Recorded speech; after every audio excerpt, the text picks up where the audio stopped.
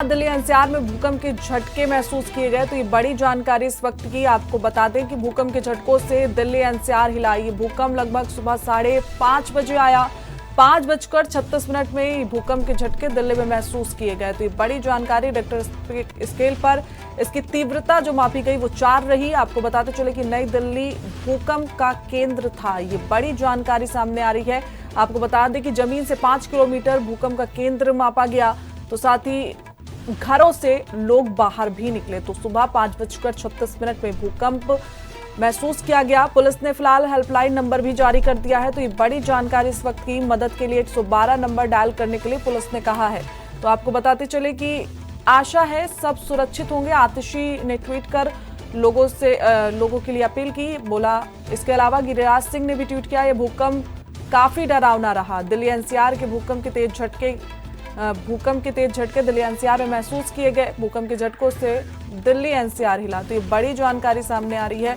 आपको बता दें कि सुबह 5:36 में ये झटके महसूस किए गए, जिसके बाद लोग घरों से फिलहाल बाहर निकले। ये वो समय था जब लोग गहरी नींद में सो रहे थे, लेकिन भूकंप का झटका इतना तेज आया कि लोगों को महसूस हुआ और वो बाहर निकले। फिलहाल नई दिल्ली भूकंप का केंद्र था। आपको बता दें कि जमीन से 5 किलोमीटर भूकंप का केंद्र था। लोग भूकंप आने के बाद फिलहाल घर से बाहर निकले। साथ ही पुलिस ने भी हेल्पलाइन नंबर जारी कर दिया है। पुलिस ने 112 नंबर जारी किया और कहा कि किसी भी मदद के लिए आप नंबर डायल कर सकते हैं।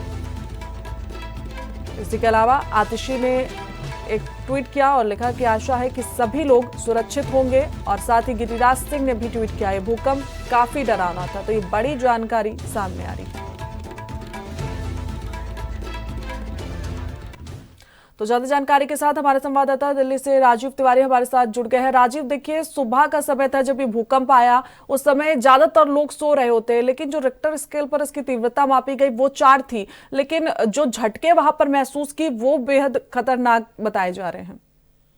देखिए, यहाँ पर बात करें दिल्ली एनसीआर की, तो दिल्ली एनसीआर के अंदर आज 5:37 पर भूकंप के तेज झटके जो है वो महसूस किए गए। मगर यहाँ पर काफी हद तक ये कह सकते हैं कि सुबह के समय था, तो कहीं ना कहीं लोग जो है वो सोए हुए थे। मगर जिसके झटकों की वजह से लोगों की जब नींद खुली तो लोगों के बीच में डर का माहौल जो है वो भी देखने को मिला। लोग अपने घरों से भी बाहर निकल आए। मगर यहाँ पर बात करें उसकी तीव्रता की, तो तीव्रता जो है वो 4.3 जो है वो दर्ज किया गया है। मगर दिल्ली एनसीआर के अंदर जिस प्रकार से भूकंप के झटके महसूस किए गए हैं, उसकी वजह से लोगों के बीच में दहशत का माहौल जो है वो बनता हुआ नजर आ रहा है। जी बिल्कुल राजीव, अभी क्या नजर आ रहा है? क्या कोई हलचल है या फिर लोग अपने घरों पे वापस लौट गए हैं?